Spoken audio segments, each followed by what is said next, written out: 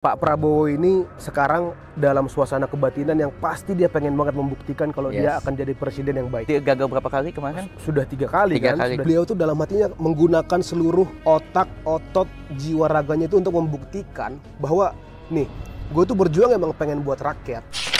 Panas ya, kira. Anjir.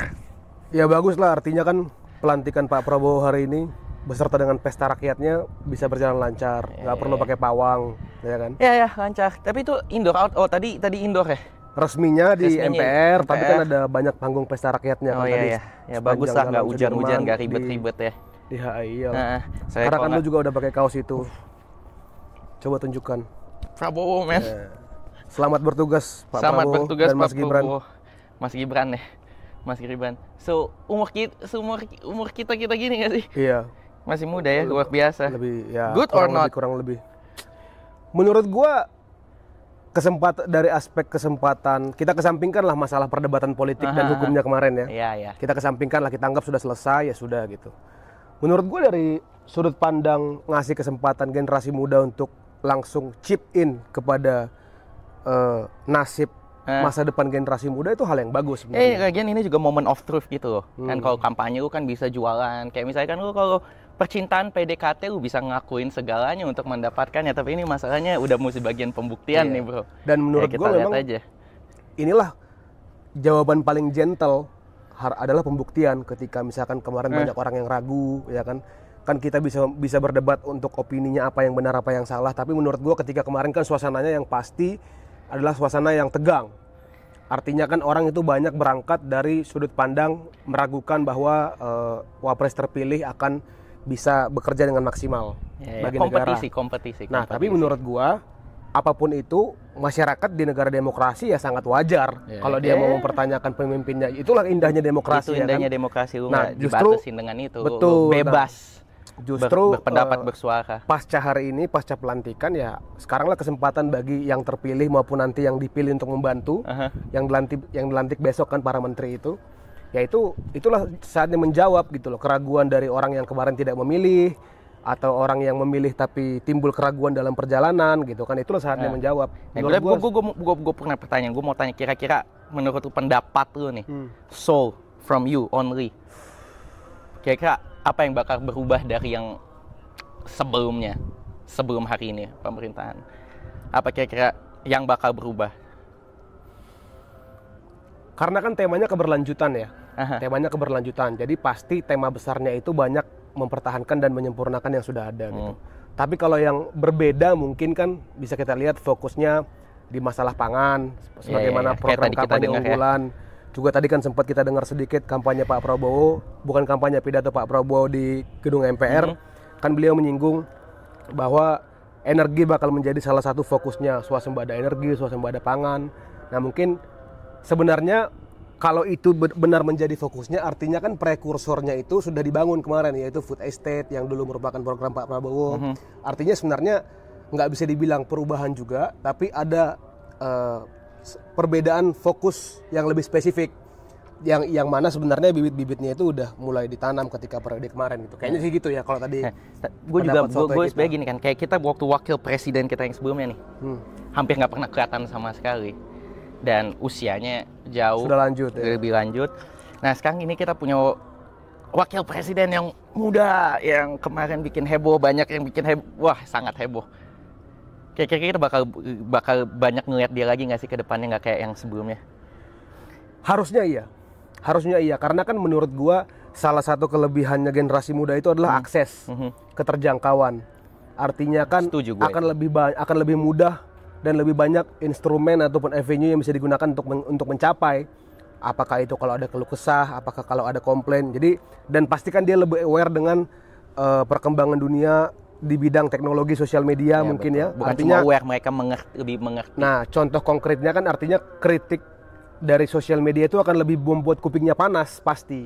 Dibandingkan mungkin generasi yang tidak sefamiliar generasi muda dengan teknologi. Artinya menurut gue itu bagi masyarakat demokrasi itu sangat bagus. Lebih mudah membuat kuping pemimpin panas itu kan bagus sebenarnya. Gue tiba-tiba di otak gue tuh ada pertanyaan yang mungkin kayak dibilang nyambung nggak nyambung. tiba-tiba gue menanyakan tentang yang mau nanya tentang menurut lu zodiak. Nggak nyambung sih. Tapi nggak nyambung. Tapi kita bisa ngomongin Prabowo. Prabowo itu dia Oktober, dia baru ulang tahun. Oke. Kayaknya 2 hari lalu ya, tanggal ya itulah pokoknya. Ya. Libra itu biasanya agak keras orangnya. Telinganya itu gampang panas, gampang tipis. Oh. Nah, itu menurut lu gimana nih? Kalau menurut lu cocok nggak dengan zodiak yang udah ada? Apa dia seorang Libra? Kita bisa Google Libra sih di handphone. Gua dengan segala kerendahan hati gue harus mengakui pengetahuan gue tentang zodiak sangat-sangat minim. Jadi gue tidak berani berteori. Tapi memang gue pernah mendengar bahwasannya orang-orang Libra itu indecisive, tapi juga bisa keras. Gue pernah dengar itu, tapi gue tidak berani elaborate lebih dalam karena pengetahuan gue kurang. Tapi yang pasti menurut gue, Pak Prabowo ini sekarang dalam suasana kebatinan yang pasti dia pengen banget membuktikan kalau dia akan jadi presiden yang baik. Ya, kemarin dia gagal berapa kali kemarin? Sudah 3 kali kan? Yang satunya jadi wakil. Tapi kan perjuangannya kan artinya sudah 3 kali. Jadi menurut gue pasti sekarang itu beliau tuh dalam hatinya menggunakan seluruh otak, otot, jiwa raganya itu untuk membuktikan bahwa nih, gue tuh berjuang emang pengen buat rakyat. Gue udah kalah berapa kali, gue masih berjuang, gue menang. Sekarang lo percaya sama gue, nih gue buktiin, gue yakin banget sih. Oke, kemarin siapa yang gue coblos? 02 ya? 02. Ya, sama. Cuma lingkungan gue gitu, beberapa ya dari perbedaan yang ras yang lain ada, maksud gue I don't mean to be like racist, but just to say it as it is. Ada yang pilih 03 banyak juga, dan rata-rata mereka dari kelompok yang sama kayak 01 ya, juga dari kelompok tertentu gitu. Tapi maksudnya di lingkungan gue rata-rata misalkan yang kalangan ini emang pasti semuanya dia milih ke dia, kalangan yang ini pasti pilih ke 01. Tapi yang gue lihat, kalau gue sih emang mungkin kayak salah satu yang 02 sendiri gitu di lingkungan gue. Sama ya mungkin lingkungan yang di minoritas lah di antara sekitar lo gitu ya. Bukan gue ngomong lingkungan politik ya, pasti lingkungan politik gue pasti kan nomor yang ini dong, yang sekarang. Tapi yang lain itu banyak yang kepilah-pilah gitu, orang-orang yang terdekat gue di luar lingkungan politik gue. Itu kenapa ya kira-kira? Gue juga kayak, why is it like personal thing? Dan mostly mereka nggak orang yang terlibat di politik sih. Kalau menurut gua itu hakikat manusia sih, yang namanya tribalism, yang namanya primordialism, di mana orang merasa punya kedekatan dengan tersendiri dan tertentu dengan orang yang memiliki persamaan, misalkan persamaan suku, persamaan ras. Itu menurut gua sudah terbentuk dari zaman dulu ketika kita masih di zaman hunter and gatherer mungkin, di mana orang kan akan berkumpul dengan yang punya satu visi, satu aspirasi. Jadi menurut gua secara genetika itu sudah merupakan instil dalam manusia, bahwa dia akan cenderung punya proclivity, punya tendensi untuk lebih ada kedekatan secara moral setidaknya dengan mereka yang punya persamaan. Tapi menurut gua lebih jauh daripada itulah indahnya demokrasi gitu loh. Artinya walaupun itu terjadi, itu merupakan bagian dari demokrasi karena kan mereka berhak untuk menentukan apa yang dia pilih dan apa yang diaspirasikan kan. Tapi pada akhirnya kalau memang ada pemimpin yang bagus, menurut gua itu adalah barrier yang bisa ditembus. Ngomong-ngomong demokrasi, lu ngerasa nggak kita itu emang negara demokrasi tapi demokrasi kita itu limited? Sebenarnya enggak. Secara konsep enggak lah. Demokrasi kita itu demokrasi yang gini. Lu kayak kan, lu nggak bisa bersuara tentang orang, lu kena. Apalagi orang-orang itu lumayan penting. Kayak gua ngeliat misalkan ya, kita lihat kayak US gitu lah ya. Mereka mungkin sedikit berbeda dengan kita. Berbeda lah. Tapi like rakyatnya atau siapa mau menghina, bahkan presiden menghina sama-sama presiden, jelas-jelas hinanya. Ternyata kalau lihat Instagram Donald Trump, Kamala Harris, Donald Trump lah yang paling parah, itu ngeledeknya gila-gilaan, ngalahin troll orang Indonesia yang nge-troll. Tapi kalau itu kita lakukan di sini, bye-bye buat orang-orang ini yang melakukan itu. Kalau menurut gue gini, J, ini pendapat gue ini juga bisa gue akui bersumber dari yang gue dengar-dengar dari pandit-pandit di US lah ya, tentang perbedaan free speech mereka sebagai negara demokrasi. Kan bisa dibilang mereka itu bukan penemu demokrasi, tapi mereka lah yang mengglobalisasi demokrasi gitu ya kan. Nah, yang gue paham, perbedaannya free speech di US misalnya dengan di Indonesia lah, atau dengan beberapa negara-negara lain yang pasti banyak mengatur tentang free speech kan. Perbedaannya kalau di pemahaman konstitusi US itu, free speech itu adalah hak yang paling pertama dan utama. Pertama di amandemen itu ya. Pertama dan utama. Nah, itu melebihi dari segala sesuatunya. Oleh karena, filosofinya adanya amandemen kedua tentang right to carry arms adalah untuk mempertahankan amandemen pertama. Jadi pemahaman gue itu atas penjelasan mereka, hak untuk membawa senjata itu adalah salah satu filosofinya untuk mempertahankan free speech tadi.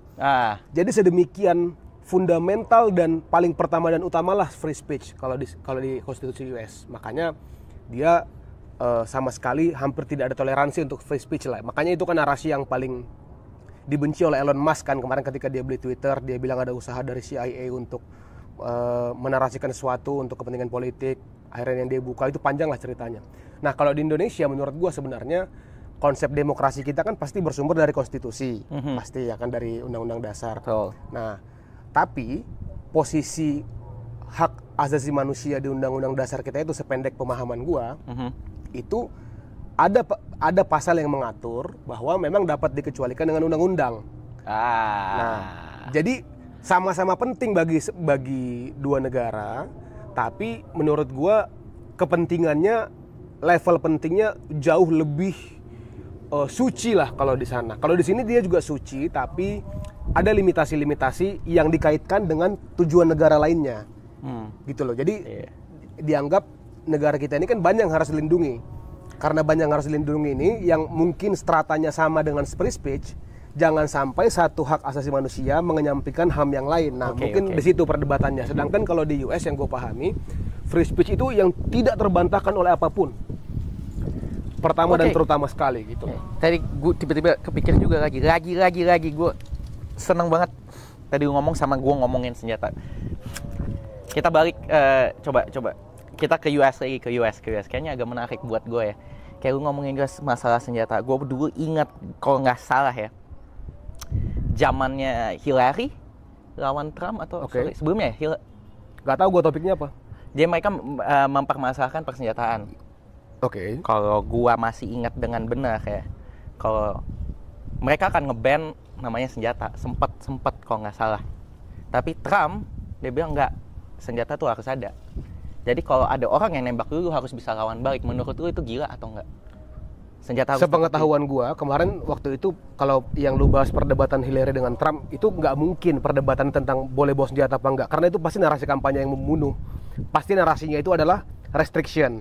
Ya, restriction. Ya, jadi mungkin lebih diperketat narasi utamanya. Mungkin dari Demokrat kan lebih diperketat syarat-syarat untuk bisa membawa senjata 1, 2, 3 gitu. Nah, kalau Donald Trump kan mungkin kelonggaran. Setahu gue gini, kelonggaran, tapi Trump ngomong misalkan ada orang sakit, kalau gue nggak salah lagi ya, gue bisa salah banget nih.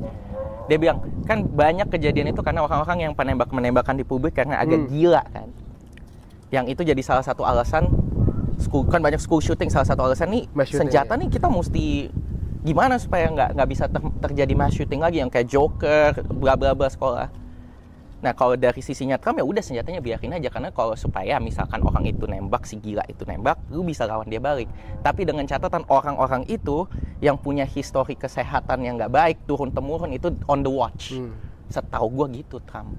Jadi mungkin misalkan bokapnya si A, nyokapnya itu ada penyakit gila atau punya histori berbahaya dengan senjata, trauma-trauma, anaknya itu on the watch juga gitu. Tapi senjata tetap diperbolehkan. Menurut lu gimana? Apa dibiarin kayak gitu aja, mungkin angkanya malah naik? Ini kita berangkat dari kacamata orang sotoy aja ya. Kita kan sama-sama sotoy ini. Iya, sama sotoy, justru yang bikin asik sotoy enggak sih? Nah, tampol kita ada tampol. Dari kacamata sotoy gue nih, kalau memang dia secara konstitusional sudah diatur ada hak untuk membawa senjata, ya tentunya kan akan berbicara restriksi aja kan. Perdebatannya tinggal seperti apa bentuk restrictionnya gitu.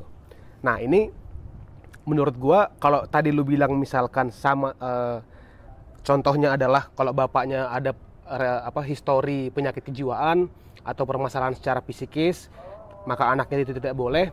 Menurut gue ini menjadi seru hubungannya dengan Pak Prabowo juga. Kenapa bisa begitu? Karena dulu di Indonesia, seingat gue terakhir tuh sebelum zamannya Pak Andika atau siapa ya, itu kalau lu adalah keturunan PKI, lu itu hampir mustahil bisa masuk TNI. Nah, perdebatannya kan menjadi kesalahan kakek lu masa iya menjadi kesalahan lu juga? Oke. Ya kan, itulah kenapa setahu gue saat ini udah diangkat restriksi itu. Walaupun dalam penerapannya gue tidak tahu, tapi yang pasti stigma itu sudah mulailah untuk dicoba untuk dikesampingkan, bahwasanya kan kita sudah mulai mengakui bahwa kalau mungkin dulu ada kesalahan kakek atau pendahulu kita, ya kan tidak bisa dibebankan dosanya kepada penerusnya.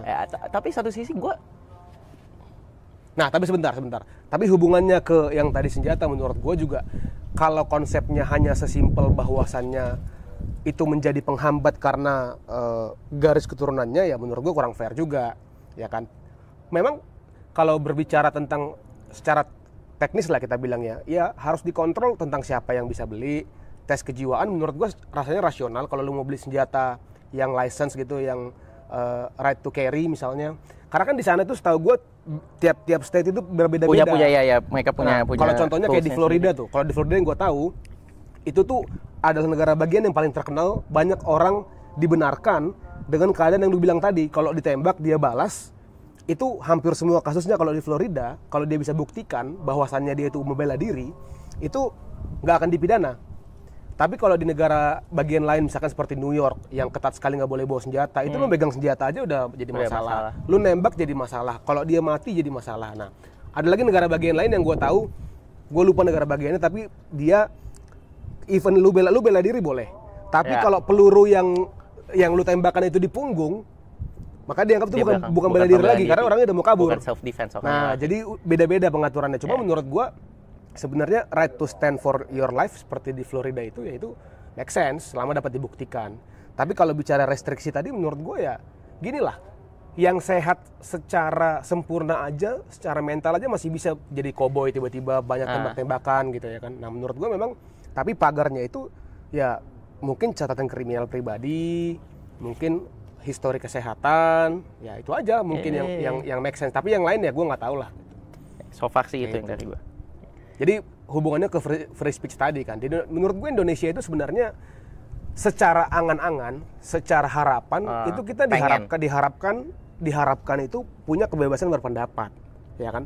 Tapi memang trikinya adalah perkembangan teknologi membuat kebebasan berpendapat ini dapat dimanfaatkan oleh orang yang tidak bertanggung jawab untuk menciptakan keadaan-keadaan tertentu yang dianggap tidak ideal, baik itu melanggar hukum atau tidak lah. Kan oleh karena itu adalah suatu fenomena, kan negara harus hadir dong. Ya kan, itu kan kita bicara objektif aja nih. Ada suatu fenomena di mana free speech itu memang nyata, hak dari semua orang, tapi ada fenomena juga bahwa ada bad actors, ada oknum-oknum yang tahu juga tentang free speech ini, dan dia cari cara untuk manfaatkan untuk kepentingan yang tidak sah lah kita katakan. Dia gunakan nih ditargetin. Ini kan dua-duanya benar, two things can be true kan. Nah, makanya menurut gue negara memang harus hadir, tapi sejauh mana hadirnya, kalau menurut gue pribadi, pelan-pelan negara itu terus mengevaluasi kok. Contohnya misalkan ya, yang gue tahu, zaman dulu kan banyak sekali perkara pidana itu pencemaran nama baik. Banyak sekali kan, ada dulu yang terkenal, satu yang viral masalah dengan rumah sakit dan lain sebagainya. Tapi lama-kelamaan negara itu mulai mengevaluasi bagaimana cara dia untuk menegakkan peraturan gitu. Contohnya kayak misalkan kepolisian itu mulai mengeluarkan ada peraturan yang berbicara tentang kalau masalahnya adalah pencemaran nama baik, upayakan dulu perdamaian, upayakan dulu restoratif justice. Nah itu kan maksudnya negara mencoba hadir, tapi dia mencoba koreksi juga dalam kehadirannya sejauh mana yang paling ideal. Kan pasti akan coba cari fine line lah. Kalau di sini terlalu bebas, di sini terlalu restriktif, tidak menghormati HAM, ya kan akan naik turun terus. Itulah fungsinya orang-orang yang terus berbicara. Makanya kalau gue itu sebenarnya melihat perdebatan di dunia maya itu penting. Perdebatan tentang apapun itu sangat penting. Karena kalau tidak, nggak ada kontrol terhadap orang-orang yang punya kuasa gitu loh. Nggak ada kontrol kan? Ya karena emang dunianya sekarang kita udah mesti di online semua. Jadi kalau lu nggak ikut rame di online, lu nggak ikut bersuara di online, ketinggalan. Lu akan ada grup tertentu yang bahkan dominasi di situ. Iya, dan makanya menurut gua spiritnya itu bagus sebenarnya. Makanya tadi kan seperti kembali ke Pak Prabowo tadi, menurut gua pasti beliau sedang ingin membuktikan diri, termasuk diantaranya menyempurnakan hal-hal yang kemarin jadi masalah. Menurut gua ya, kita ginilah. Kita kalau sebagai orang yang tidak berpolitik, kan kita nggak berpolitik nih. Kita kan hanya orang di sideline ya kan. Orang-orang sotoy lah. Ya, orang-orang sotoy yang ada di pinggir jalan yang mantau-mantau. menurut gue supaya enak kita diskusi politik, supaya objektif, menurut gue itu kita harus memposisikan diri sebagai fans aja, sebagai fans of an athlete gitu. Kayak gue tuh memperhatikan kalau politik itu kebanyakan sebagai penonton catur aja. Betul. Yang ini sedang main catur kayak gini, yang ini sedang main catur kayak gini. Kita sebenarnya nonton, kita komen, tapi sebenarnya mereka lebih tahu dari kita. Maksud gue, tapi selain daripada itu, jangan baper gitu loh. Benar. Kalau gue ya, artinya kan kalau kita lihat, oh ini permainan catur, sama-sama main catur nih mereka semua ini. Ini semua main catur kok. Jadi kita, jelata-jelata ini, ada orang bermain catur, jangan kita berkelahi. Maksudnya kita berdebat boleh gitu ya kan. Tapi kan ini sedang para seniman, para atlet sedang mempertontonkan kemahirannya di bidangnya masing-masing. Ya kita enjoy the show kita aja. Enjoy the show. Lu boleh komen sesuka jidat silakan, tapi enjoy the show. Kalau lu jangan baper. Kalau lu tidak suka, lu boleh mengutarakan. Lu boleh kecewa, tidak setuju, boleh. Tapi menurut gue kalau level baper itu jadi nggak seru diskusinya. Benar. Gue tuh sering banget ngekat diskusi sama orang tuh gara-gara udah mulai baper. Argumentasinya udah mulai ad hominem, udah mulai personal. Iya kan, udah mulai kayak maksud gue gini lah. Udah mulai ngomongin udah ego masing-masing. Iya. Kalau kita mau mencari clickbait, mau mencari perhatian orang secara maya itu oke lah. Tapi kalau kita memang pengen diskusi, ya diskusi aja gitu kan, lu boleh punya pendapat. Yang masuk akal yang bisa dibicarakan namanya diskusi. Jangan masalah emosi, kita membenarkan cara masing-masing. Coba lihat seberapa banyak orang yang kemarin ketika kampanye para bos lah kita bilang ya, para bos ketika kampanye terlihat tegang. Sekarang ketemu udah cipika-cipiki, udah kan negonya udah beres. Nah, maksud gua artinya kan janganlah kita terlalu terbawa emosi gitu. Jangan apalagi sampai hubungan di rumah rusak, hubungan perkawanan rusak, itu kan banyak terjadi kan selama ya kayak kita nonton sepak bola juga kan, mereka selesai main ya. Iya, salam ketemu, bahkan mungkin musuh lu menang di antara event internasional, atau mereka juga main di liganya kita. Betul. Kok berteman baik. Siapa tahu season depan malah mereka satu tim karena transfer. Iya kan. Ya udah. By the way, kita take a break dulu. Oke. Let's go.